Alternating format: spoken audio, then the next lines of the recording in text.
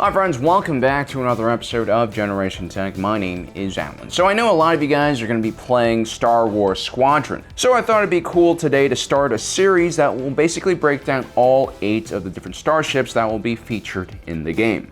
So we'll be taking a look at the specs and design of each one of these ships, along with their combat and developmental history, along with how they will be featured in the game. Today we'll be starting off with the iconic Rebel Alliance, New Republic Xwing. But before we begin, don't forget to subscribe and hit that notification button down below so you don't miss out on the rest of this series. The T-65 Xwing Space Superiority Fighter is perhaps the most iconic image of the Rebel Alliance and later on New Republic. Built and manufactured by Incom Corporation, the Starbird has a storied history that dates back to several decades before the Clone Wars began, with the widely successful Z-95 Headhunter. One can immediately see the design lineage of the Headhunter when taking a look at the X-Wing. During the Clone Wars, the Headhunter would be specially modified for the Grand Army of the Republic and see action in all quadrants of the galaxy. Once the war was complete and the Empire replaced the Republic, Emperor Palpatine attempted to nationalize several major industries, including the military-industrial complex. When the Empire decided to nationalize income, several high-ranking engineers and designers defected to the Rebel Alliance, taking with them a very important blueprint for the T-65B prototype X-Wing. The T-65B was ready for action right in time for the Battle of Yavin. Luke Skywalker would pilot one of these birds right into the trenches of the first Death Star and deliver a kill shot to the station's reactor. In these earlier days of the war, the X-Wing represented hope for the Rebel Alliance. It was their singular bright spot in the war. In almost every other category, the Rebels were getting outgunned and outclassed and outnumbered. The X-Wing would play a huge role in almost every major theater of the Galactic Civil War, from the Mid-Rim Offensive to the Battle of Hoth, and later on during the Battle of Endor and Jakku.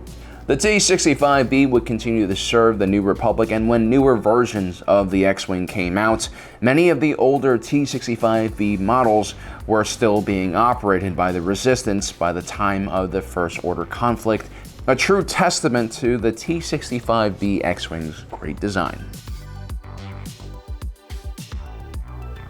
Now, the Clone Wars, like any major galactic war, was a great testing ground for new weapons technology.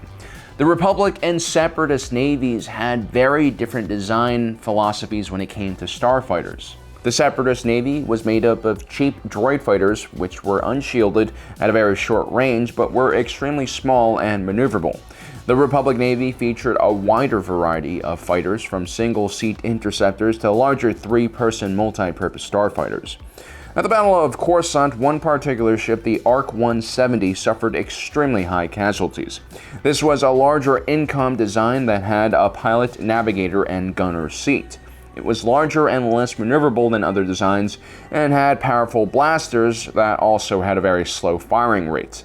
These design features all proved to be detrimental, especially when facing small, nimble droid fighters. The high casualty rates suffered by these Incom ships led the Republic High Command and later on the Empire to focus more on smaller, cheaper, and more nimble starfighters, which ultimately led to the TIE Fighter line of starships. Incom learned a lot from its mistakes during the Clone Wars. The ARC-170 was over-designed and too complicated, and the Z-95 was lacking features expected in a modern starfighter and needed to be modified with aftermarket parts. The T-65B Xwing represents a perfect balance between these two extremes, and therefore it was one of the most perfectly balanced ships ever designed. While Imperial pilots might say that the X-Wing didn't excel in anything, they also respected the fighter more than any other starship the Rebels had. And that was because it could do it all. Bombing runs, in-atmosphere missions, dogfighting, interception, even long-range reconnaissance. It was all capable of doing these different tasks. The X-Wing was basically the perfect ship for an outnumbered ragtag military force without capital ships and bases. Now, just a reminder, the specs I'm going to be talking about here might be a little different in Star Wars Squadrons for balancing issues, and also there'll be plenty of opportunities to modify the ship yourself with aftermarket parts. Now, at 13.4 meters or about 2 F-150s in length, the X-Wing is a pretty decent sized bird. It has a wingspan of 11.75 meters with the S-foils locked in cruising mode. At 10 metric tons, the X-Wing weighs around the same as a yellow school bus. The X-Wing has space for one pilot, one astromech, and is powered by 4 Incom 4L4 Fusel thrust engines, and has a Class 1 hyperdrive. At the wingtips, the T-65B has 4 Time and Bach KX-9 laser cannons and dual torpedo launchers that can hold a payload of 6 proton torpedoes. The lasers can only fire when the S-foils are locked in attack position. When the S-foils are locked in this way, it improves the heat regulation of the ship's energy system.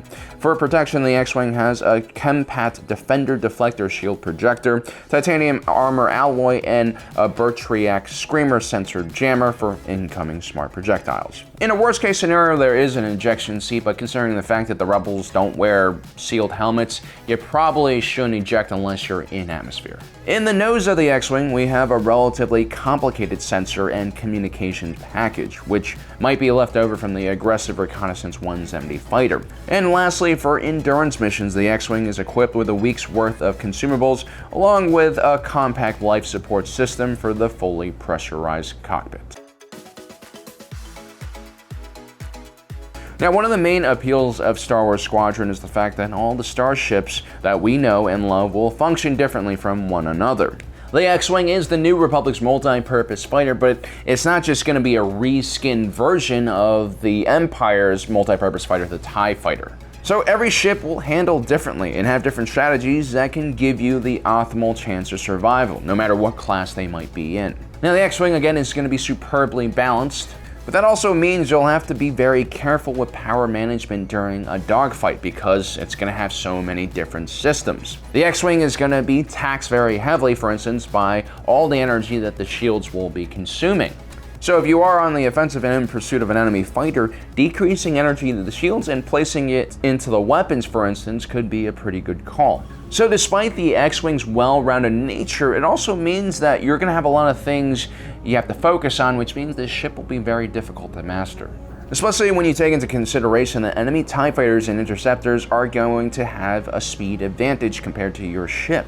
One way to counter these more maneuverable adversaries is using a speed drift, Poe Dameron style, to cause your enemies to overshoot. Or you can use your flying abilities to outmaneuver a TIE fighter in a debris field, Han Solo style, and let your shields take impacts from debris that would otherwise destroy a TIE fighter.